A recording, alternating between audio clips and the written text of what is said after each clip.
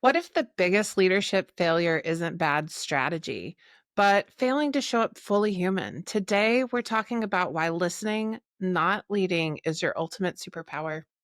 Adam Weber is an executive coach who helps leaders manage pressure, sift through competing inputs, and discern meaningful change while leading with their authentic selves. He's the best selling author of Lead Like a Human and has been recognized as a top voice by LinkedIn and a rising star by Business Insider. His expertise has been featured in Forbes, Fast Company, and HR Executive Magazine. We're so excited to have him here. Well, Adam, thank you so much for coming on the Shift Show. Thanks, Rachel. It's great to be here. It is a pleasure. And before we kind of jump into, I have a ton of questions for you.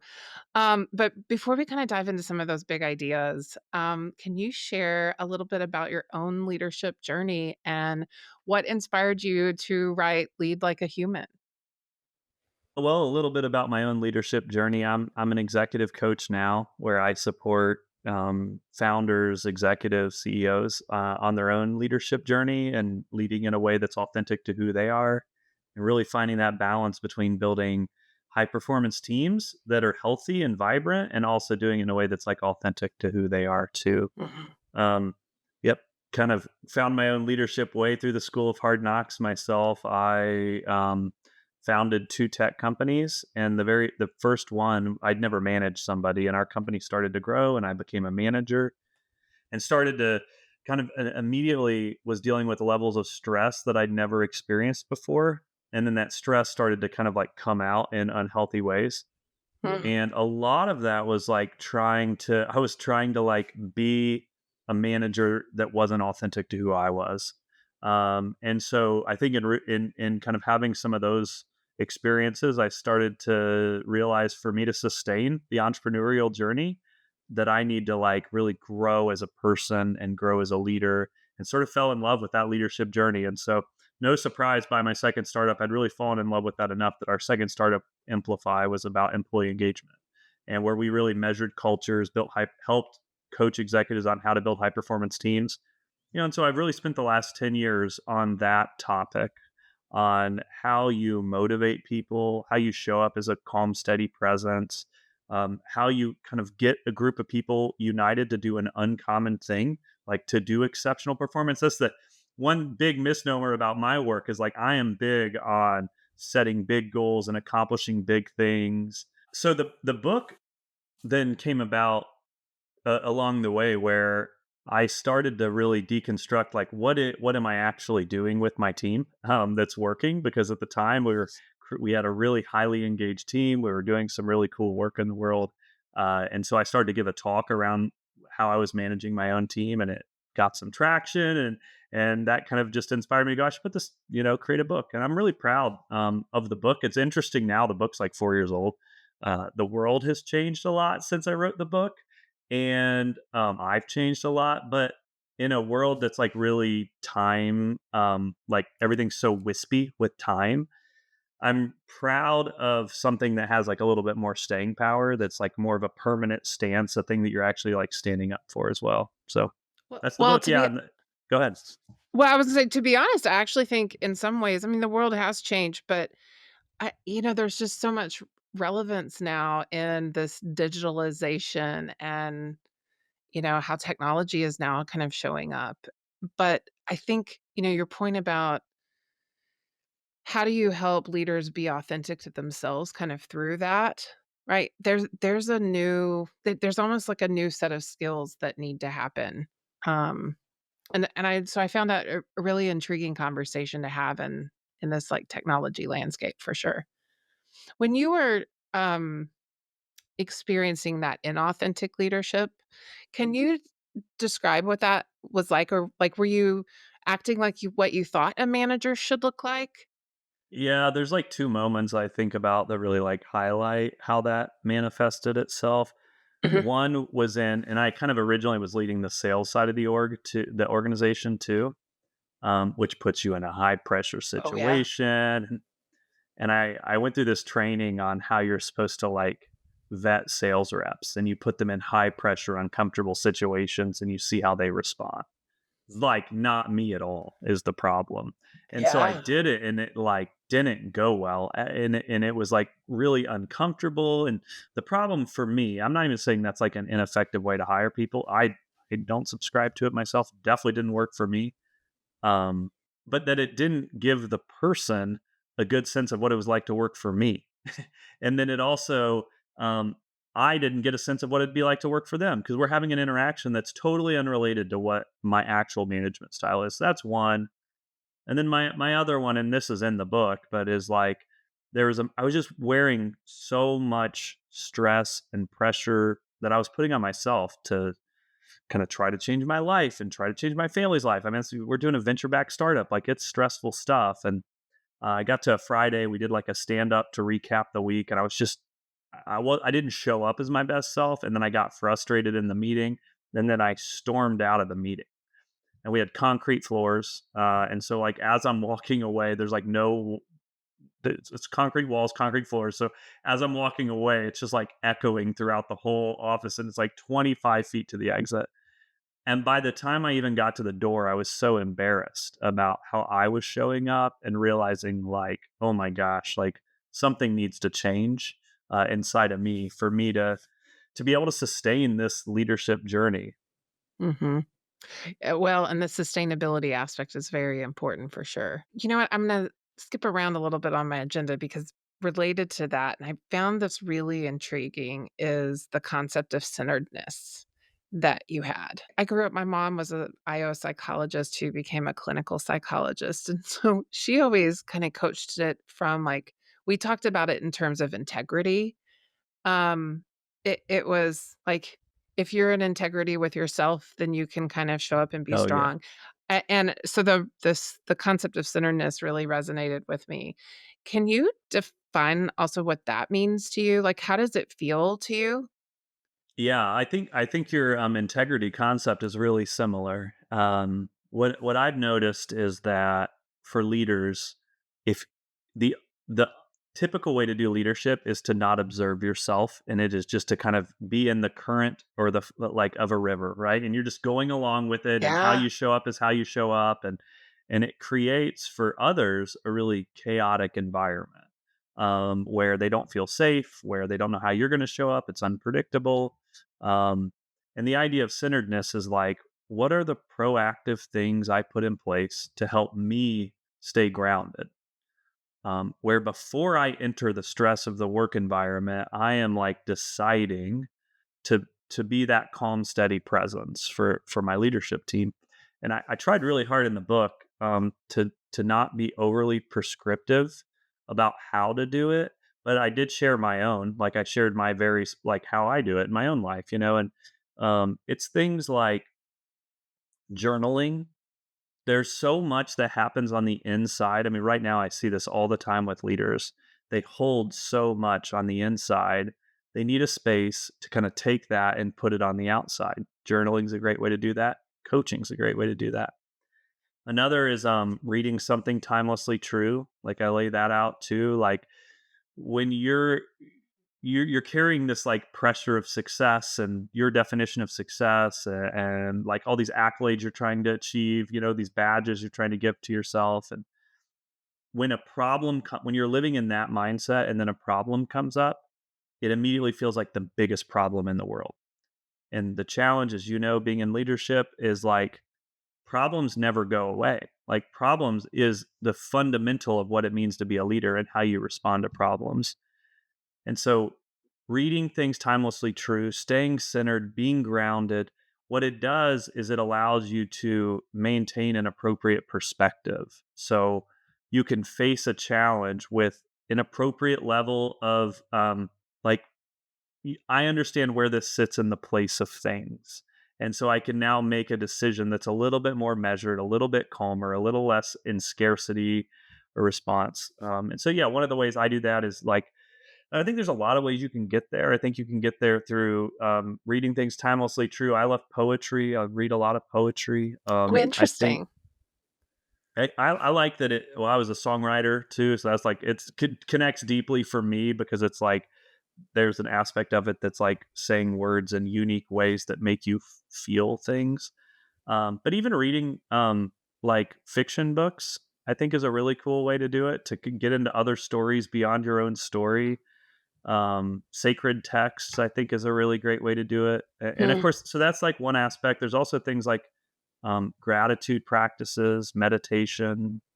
I talk about like fitness and the role of fitness and like staying healthy, and how much that matters and how you like show up, and being able to kind of face the adversity that comes naturally with leadership. Well, and one of the things you're kind of doing in this, there's a lot of self-reflection or just reflection. And I mean, it may not even be uh, about yourself. It could be about other strategies or things as you were journaling, for example. That's something I think leaders don't normally hold time and space for, right? Especially in that startup space where you're just go, go, go all the It, time. yeah, the opposite is what normally happens. It's like Yeah. uh, at 2:30 in the morning, I'll have people like this. Is what used to happen to me too.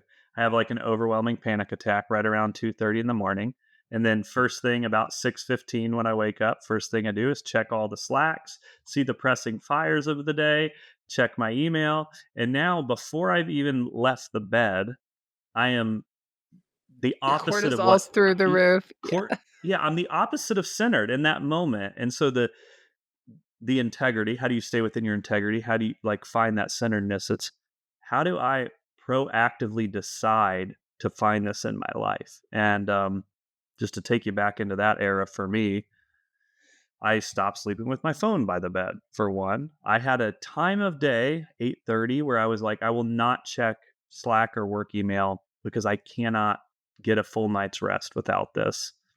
And then before I engage, before I plug into the feed, the Slack, the email, the problems of the day, looking at my calendar, and before I do those things, I'm going to like really root myself in who I am. I'm going to remind myself of who I am before I face these other things. Mhm. I love that. I'm gonna start working on this. I think our concept of integrity is a slightly different. It's not as like it's a little more. Maybe I would call it alignment. And but I haven't done as much the centeredness as uh with intentionality as you are describing. I think this is a really practical approach to it. Like I think about this one time I was completely tense, and I personally, at the time, did not practice a lot of self-care, and I got up, I walked out of my house, I went to the nail salon, and the Rachel that walked in this nail salon was so different than the one that walked out, and it was just a pedicure, but 30 minutes of me just not talking and decompressing for a minute really changed my mindset about wellness at the time. It was an interesting experience that I had. I like love this story so much. The thing I also that's what this is why I don't like to over prescribe what it is, because like each person is different and their needs are different, and like for you, and I also think we already live in this culture that's like full of like guilt and shame, and like I'm not doing enough, like I'm not trying to add more, I'm trying to add intention. And so you knowing yourself and like what works for you and like what's restorative for you, which is I just need to do not like just to sit here in silence, let somebody take care of me, and like that act is has like a profound change for you. And I think that's like this is like such a perfect, which I've never heard that example. So I mean, it's even better because now I can retell that as like, I'm not trying to say do my thing, like find your own version of what Any this of looks them, like in your life. yeah, Yeah. it is. I don't know if I hadn't have had that experience, I don't know that I would have probably started to create that balance as intentionally, but, it was a very significant shift. Um, so I find that really interesting. And bringing in meditative and journaling, I mean, all I hear these days is kinda corporate America, do more with less. Everyone feels like they're churning so fast. And people like they're like, oh, I'm too busy. And I think the reality is that there's this go slow to go fast belief that I have, that like you're not as productive as you think you are when you're in the current. when you're in the current and you're just kind of going along and not taking agency over how you show up, the amount of chaos you create, the amount of indecision or poor decisions, or it's like all those things, or the inability when you keep your altitude, like if your altitude's too low, you say yes to every meeting, you show up all the time. When your altitude's high, you ask critical questions like, does this meeting still serve us? Does everybody need to be here? What's the most important thing we should be focused on? Versus react, react, react. We're like deciding, and that, I mean, that's what great executive leadership does. Is it is able to synthesize, prioritize, focus people, align people around critical issues, and and then motivate people to execute as well. And Yep. it's not trying to create environments where everybody feels like they have to be busy all the time. It's that everybody has to be focused and productive and like have the courage to say no to things, like to prioritize that sort, to work You together, to collaborate. So you do. Recently, I've heard the term, about that called signal. Have you heard this? Like, even Steve Jobs, he focused on the signal, dive into meaning what you mean by it. yeah, well, meaning the signal is like the rest is noise, and then the great executive leaders and the people who, like, really have been change makers stayed focused at the high level on the signal. I like that. I like resonate with it too because I feel like one of the biggest problems with companies collectively across the world. I mean, this is not just a US, this is all over the world, is that we have a we have like a disease of people that look busy who aren't doing very much. And so much of that is tied to the lack of priority and the lack of clarity. Like the start and stop, like where the boundaries of your job are, your role are, what success looks like for your role, it's blurry. They're not well defined. Like if, to the listener who's got a team right now, there's not much more powerful thing you can do to drive performance on your team than to specify what performance looks like, to like specify what great looks like. Where is the high bar that we're all stretching for, Yeah. instead of, do we all look busy? Are we all it's like, no, what does this role look like? What is the responsibilities of it? And then how will we know if you're doing well or not? What will be the results of that? Well, and in these collaborative cultures, matrixed environments, it gets so much harder to do that. Somebody was telling me the other day that their manager said to them, "I don't know, just figure it out." And I still, like, reflect about what a poor leadership example that was, right? I'm like, there are elements that we are all trying to figure it out, but if you don't understand the clarity of your role and your, like, true performance, it's a leadership failure in my opinion. Yeah. And if the whole company doesn't know the three most important things the company is focused on right now, that's a leadership failure. Yeah, And I would even go so far as to say, if and maybe it's not the leadership's job to do this translation, but the leadership can share the top three things most important. Everything else is in service to these three, and then connect the dots to your role and like what's been defined of you. yeah. No, that's a really good point. You have said, or maybe I have the takeaway as well, is that most leaders don't really listen. Tell me about sort of that importance of listening and what changes when leaders finally do. I think one thing that's challenging for a lot of leaders, because there is like an insecurity to their own, like, I mean, a lot of leaders deal with imposter syndrome and the fear of being found out. Because of that, I think there is sometimes an unwillingness to really hear what the employees are experiencing. I have this fundamental belief, part of what Amplify was all about, like listening to employees to solve the hardest problems the business is facing, is that the people closest to the problems are the ones who typically hold the best solutions. And so we want to create environments where employees feel safe enough to share what's broken, and they can share without fear of retribution or punishment or shame. And but what normally happens is an employee that is motivated and engaged and on fire for the company sees something broken, brings it up to their stressed out uncentered manager, the manager has an adverse reaction to that person that basically says, keep your ideas to yourself. And that person then, the rest of their time for what they basically start the process of quitting that day. And they put their blinders on and they just show up to work and they do the bare minimum to get by until and start looking for another job until they eventually leave. And that can be happen immediately. It can happen over 10 years.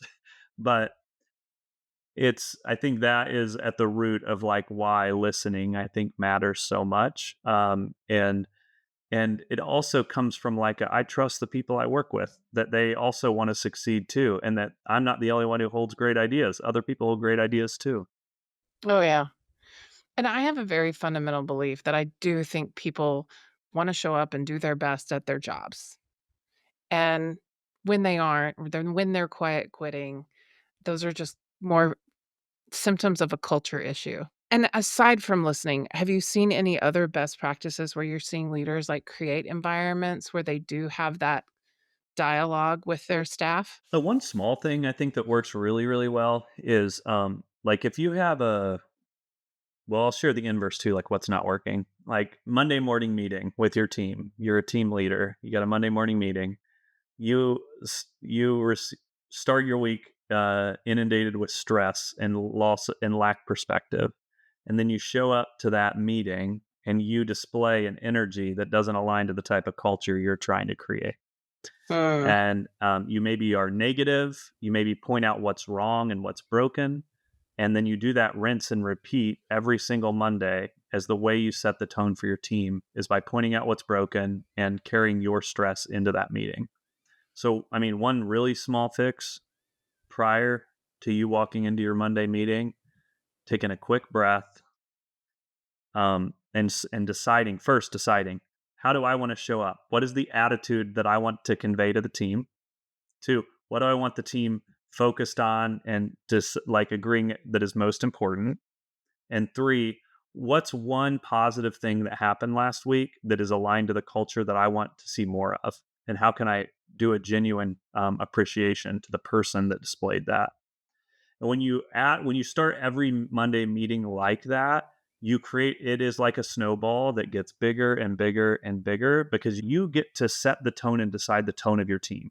And you're right. in control of that. So that's the first part. And the second part is you are tangibly telling people what it looks like. And because you're giving examples and stories of other people, like, this is what I want to see more of. It's working. This is great.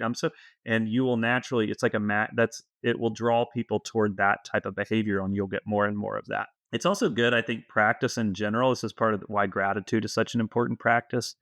It is very easy to spot flaws and faults and wrongs. Most leaders are exceptional at it. That is not a growth area I have to talk to many executives about. Spotting what's True. good, spotting what's working, not taking it for granted, and showcasing and highlighting it to display what you want more of. That's an actual discipline that takes some work for a lot of people. Well, it's so funny, like, even as we raise our kids or do some of those things, like, I mean, the science shows the positive reinforcement is what works, not the criticism. It's so but we are so wired to offer criticism. Criticism's an interesting word with that too.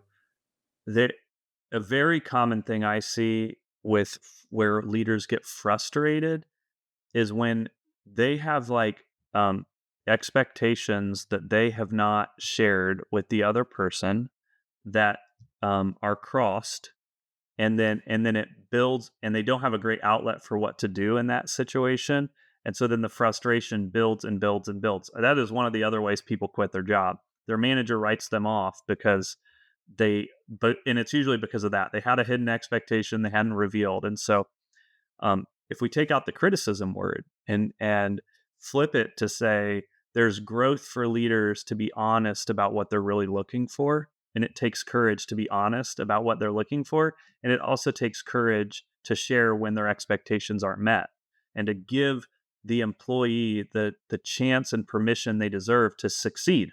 But you can't succeed with unknown parameters. You're Yeah. basically guessing and hoping you get lucky. Mhm. Yep, can't figure it out in that same Exactly. way. Yeah, it's a really good point. You mentioned earlier sort of creating this environment of safety, right? Where people can kind of show up and be their authentic selves, question things, and really even show vulnerability, right? There were some definitely themes around that. Also can't help but wonder. So if I think about underrepresented groups, women, people of color, others who maybe don't always feel safe, right? There aren't necessarily people in the room that look like them, or, maybe they've had those paper cuts, right? Over and over and over again. It's hard for them to be centered, but it's hard for them to kind of show up in environments that aren't safe. What is your advice for, people who are navigating that reality? Yeah, and are you saying like an executive in that scenario, or set the scene for me just a little bit more Well, so I we think can. you could go either way. I mean, I Yeah, I think those executives have had to fight, right, to get to the level that they were at. They still may not feel safe, right? for sure. Yeah. But especially the middle management, where I think you have some added power dynamics. You also maybe in their peer group, they don't have as much support possibly, you know. They're working with maybe lower level managers. Yeah, I think that's I mean, I think the part you can control is your own discipline and commitment to the centeredness part, but I do think there's more that there are challenges, like there's in what that might look like and being intentional. I mean, I think one thing is like finding the allies who support you, right? Finding the people and really like leaning on them, kind of utilizing that. I think everybody just needs, there is some version of just a reality for people. I also think it's important for whether or not you feel safe, but you have to sort of help create the culture around you. And some of that is labeling the behaviors, right?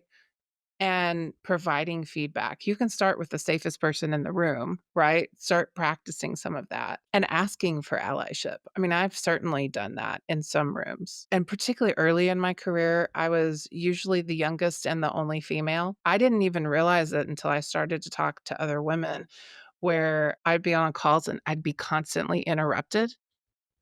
And I Right. then some and then I would like, but for a long time, I thought there was something wrong with my mic. And then finally, I was saying something to another female executive, and she was like, "Rachel, no, that's unconscious bias. They're just talking Right. over you." And so then I started to call the behavior out. And in particular, I, worked for a female executive, and the whole leadership team otherwise was male. And once I started to label it, they heard me and they were able to respond. But I didn't even know it was a problem until someone else told Yeah. me, you know? I think men especially like that are is how often when in these like dominant environments where it's like mostly men and one woman or two women that their hearts they'd be like, oh no, this never happens, like, and in many ways not realizing that they're actually invalidating the experience of not being in the norm, right, or like of Mm, being in the norm, like forgetting.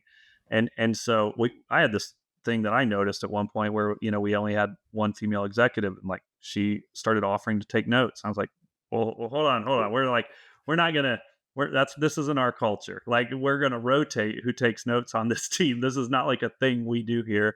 But I do think that's part of like what it means to like support other people too, and like see like find who's the person that sees that and who adds like intentionality to like make sure each voice is heard. I mean, regardless of kind of the position, I think like on the executive team, one thing I always viewed as my role is to be like, who's the introvert in the room, who in my mind is probably the smartest person in the room. They're just not as quick on their feet and they're not getting the space. How do we give yeah, space to that person? If that looks like pausing the meeting and going, "Hey, Chris, like, tell me your views on this," or "I'd love to hear from you before we move on." Like, or I've had people where I go, "Hey, totally get the live thinking on your feet, intense environments, not your jam. It'd be super valuable. We don't want to miss what you have to offer. Um, can you write after the meeting, after you reflect, will you write and send your thoughts and just give people the yeah, space because if people hold the answers, I don't want to make decisions without having the best information, right? And it's not always going to be consensus, but I want to make sure I have all the best inputs available, not just the loudest voices, the biggest personalities, the angriest people. I want the best decision to win. Yeah. Oh, I completely love that. You know what else works really well is pre-reads. Let them think before the meeting, and then Oh they yeah, come with yes. kind of those comments too. I love that. You said recently on LinkedIn, and this was a post that caught my attention. But it was something to the effect of when we give another person our full presence, we, kind of we unlock, right, who they are. How do you see what does that look like in real practice when you have leaders who are so on the go and you've got, phones buzzing, right? And I can't tell you how many one-on-ones I've had with managers who are like, "Oh yeah, great idea, Rachel." You know? Talk to me a little bit about how we can kind of get people pulled back, especially when they're overwhelmed themselves. Yeah, this is so tied to the go slow to go fast concept. Like the distracted manager who is so stressed out of their mind that they show up to the meeting and they're like doing two things at once. I think the thing that that might be missed in that perhaps is like if your main job is to unlock your team, to unlock each individual to be the very best they can be, if that is most important, what is the thing that's actually distracting you, and is that really the same level of priority as sitting with your team and really understanding what's going on in their world and how you can help them. And my thing is too is you can only do one thing at once, right? So in that environment, you're basically choosing to just do the other task. That's okay. Just honor that. Just do the other task. Don't try to do two tasks at the same time. But people hold, what the spirit of that post originally was about, like CEOs and executives who are carrying so much weight and are internalizing so much of their own experience and feeling so much pressure to just succeed. I mean, this achievement need, the success, and their self worth tied to that, and how hard they're working and giving their all. Just being a person that will listen, and hear them. I think it's you watch Oh, almost them having that was the spirit of I it. It's see like, what you're saying. So, like, from yeah, your role as a coach. yeah. Yeah, because Yeah, I see in them this, almost like a like, "Oh my gosh, I'm not carrying this alone." Yes, this relief of like, I feel heard, like it is validated the experience that I'm having. I can see that too. That's interesting. We could kinda take it both ways. Um, but it makes a lot of sense. Leadership is lonely sometimes. Leadership is so lonely. I think the both ways thing too is similar. Is like being a coach. The role is not a management role, but the presence part is super similar to management. Managers do have to coach as part of their job. CEOs have to coach their executives as part of their job, and then executives have to coach their directors as part of their job. And part of that means I give people presence, I listen, I help them learn how to think through problems themselves and find solutions themselves. I'm listening for conviction as they're talking, and I'm reflecting back what I'm hearing to help them process. Yes, that's a coaching skill set, but how you create great cultures is it's not that the CEO does everything, it's that the CEO helps the executives think through hard problems, find the conviction within themselves, clarify, find priorities, Mhm. and then you ripple that down throughout the whole organization. Yeah, I agree. That's a skill I've actually been working on myself is I have a tendency just to, "Well, here's what I think your solution is."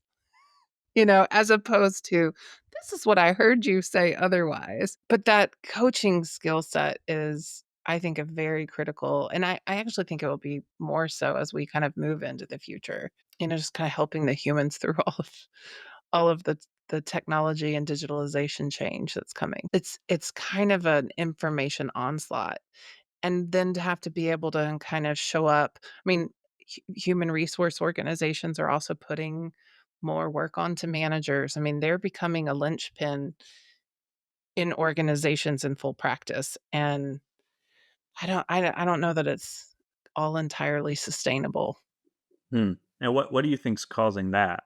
So I think some of it is the quest of, I mean, you have the shareholders, you have to Right. you're driving more efficiencies, so they're implementing technology. So you have a human, right, who is now learning all sorts of new tools and technology. Human resource organizations are also being cut. Expectations for things like performance management or recruiting, I mean, things you have to do as a manager are now sort of being pushed back onto managers as well. And then you still have to show up and be a manager for your team.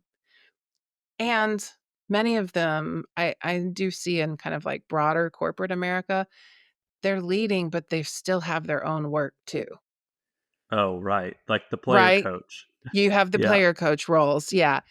And so as a result, that is just it's a huge amount of information or information and work that they're trying to produce, which then does lead to them multitasking through meetings. So I'm, sitting here answering emails while I'm listening to your, debrief.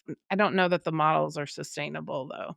I'll be well. I have one thing on management I think about all the time is like for that middle manager. Why I think that role is so hard is that they don't usually get input in big strategic decisions that dramatically impact employees, and yet they often have to either deliver that news or field the concerns of that news.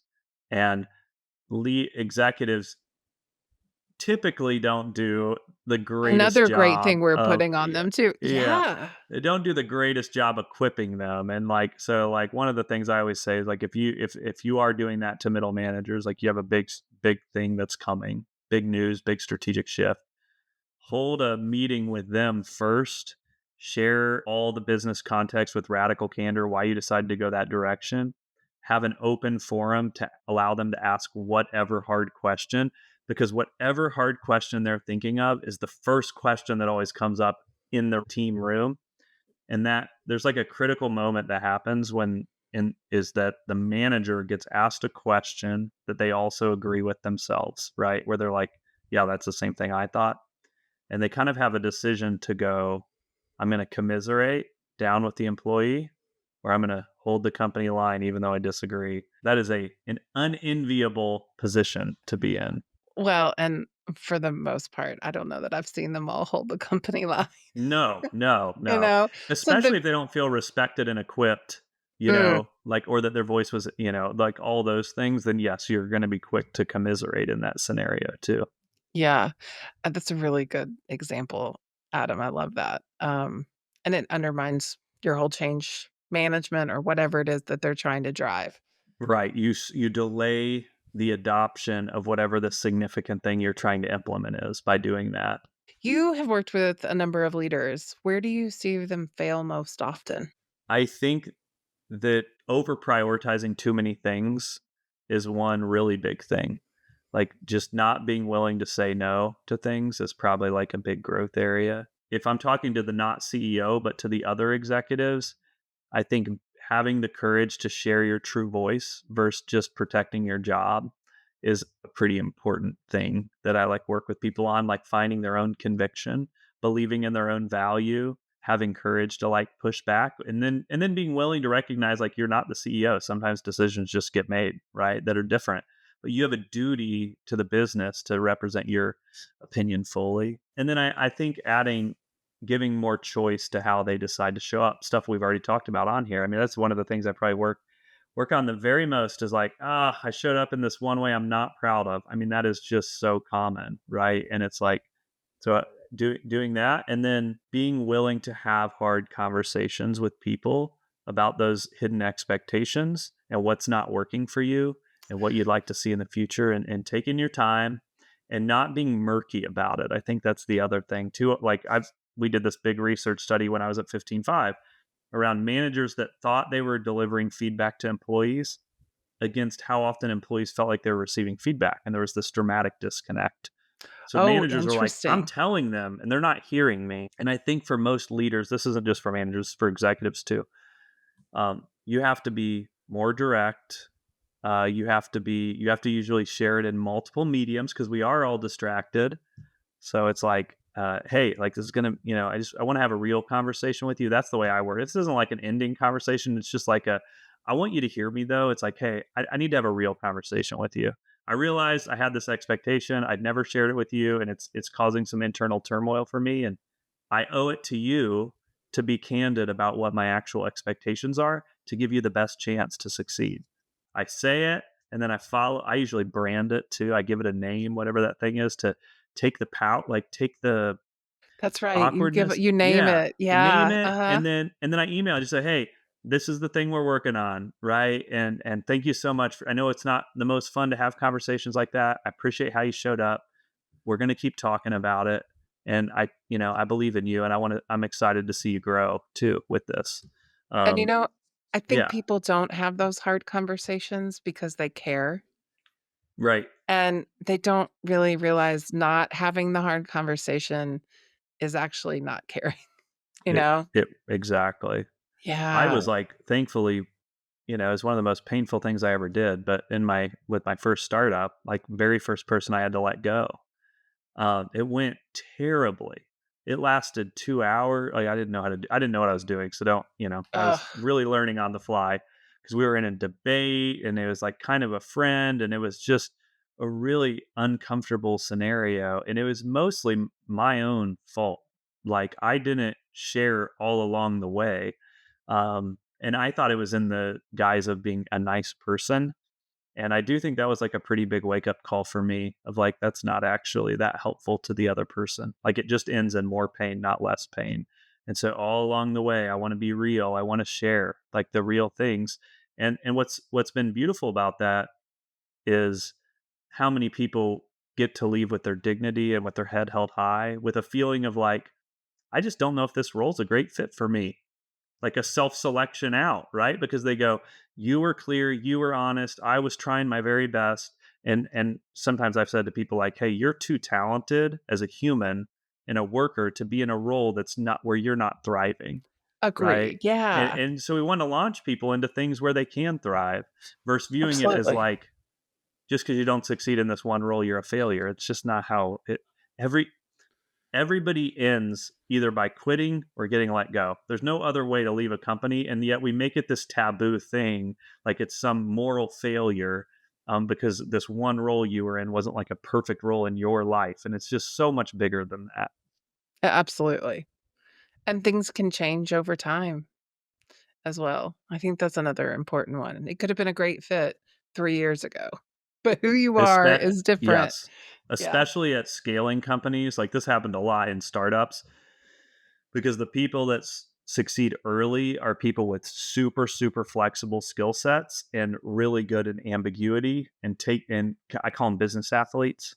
And then as the company Love grows and that. scales, you need isolated skill sets, you need more structure, and you start to see people who thrive in chaotic environments wither with structure and organization. And you go, you're the most talented startup person. This phase is not a fit for you. And it's not, and you see it in their ear, you see it like how they wear it. It's like, if this is not working in your life, like you need to go be free, like that's a place for you. This is, where you thrive. Let's find a place for you to thrive. Absolutely. Yeah. That environment. So I think people actually discount that probably more than they should. I want to shift a little bit to like at the beginning of the call. You also mentioned, the world has changed since you wrote your book. I'm interested in kind of two things. One, how how does change and transformation show up in sort of the framework you laid out and lead like a human? Does that change anything, or do you think that There, that's a framework that's well, always there?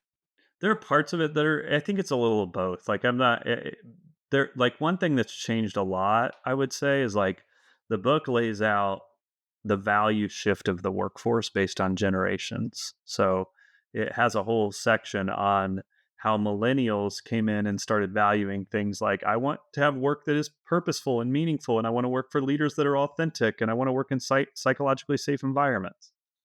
And the boomer generation before was stability and pay and benefits and compensation. It was super valuable. And we typically like modify the structures of work based on generations come in. They have different needs, and then the workforce adapts. But like I also wrote it before like Gen Z entered the workforce. So that's part of it. And I think that's really shifting right now. What we're seeing like with Gen Z, I think, are things like flexibility, work-life balance, autonomy. So I think how that shifts the whole workforce, because typically what's happened is a new generation comes in with new values, and then the other generations go, yeah, I want that too, and then the workforce adapts. And so I think we're kind of real time. That's all happening right now. I don't totally understand. Just thinking out loud about Gen Z here, I haven't said this out loud. It's like processing. I don't totally understand in our more remote, distributed workforce where AI is also doing a lot of like more of the entry level administrative things. I don't understand the apprenticeship culture that has existed for hundreds of years that like develops people and then moves them up inside of organizations. I'm like a little just real time confused about how that's all going to play out. As someone who grew up in, basically a trade, right, in architecture, very rooted in apprenticeship.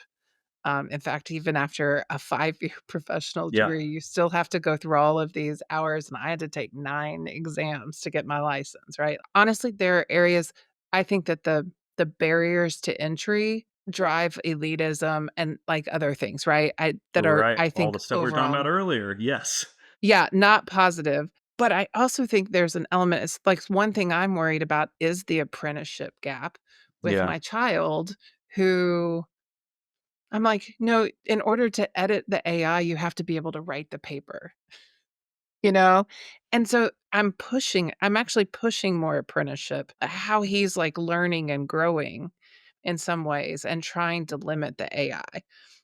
And I think there are probably aspects of that. I don't know that I've thought about it as much as, like, the Gen Z era there, but there's Yeah. gonna be areas that I want them to like, you learned it the hard way, Adam, and it stuck with you. I don't know if they'll be able to learn it the hard way if the AI just gives them the answer. And I feel both sides because at the same time, the access to information is so dramatically fast, right? And so that might True. speed up the learning curve. Like I don't know that Maybe. I know. And I think your architecture example is such a good one because that is like a classic apprenticeship industry where there's so many things you haven't faced yet, which my wife's an architect, which you and I talked about before. And I was like, oh my gosh, I've every single test you mentioned, I feel in my bones and I didn't even take them. I You mean, know that how it is, like I know. what a freaking huge life commitment that thing is. It's like is that was a those are memories I will never forget is working through that. And then you face an unlimited amount of complicated, nuanced things early in your career and you learn beside people. So it's interesting. I feel so many versions of like of all the things. Like I went from a person who worked in an office for the first 20 years of my life until the first day of COVID. I was walking out of the office and someone handed me a mic and was like, just bring your mic home just in case. You never know what's going to happen. And then I've never been back to an office like five Oh, years lordy. Yeah. and I think about like I loved working in an office and I loved the community from that. I also love working remote and the autonomy that comes from that. Same on both of And those, I yeah. don't think there's like a right or wrong. I think all of them are doable. But I do wonder sometimes about cultures that are showing lots of loneliness. And where do they gather? You know, maybe we don't need that from work, but it was one place we used to see people and gather and build like meaningful relationships with people too. I saw an interesting statistic the other day on back to your kind of Gen Z point where by 2030, the last of the boomers will be eligible for retirement, and the last of the Gen Zs will be 18. 20, wow, that's soon too. Yeah. I know, and these things used to be so far off in my mind, and I think the next 4 years, kind of to your point, are gonna be very interesting, and how that all just kind of the generation handover, maybe I'll call it. It's gonna be interesting.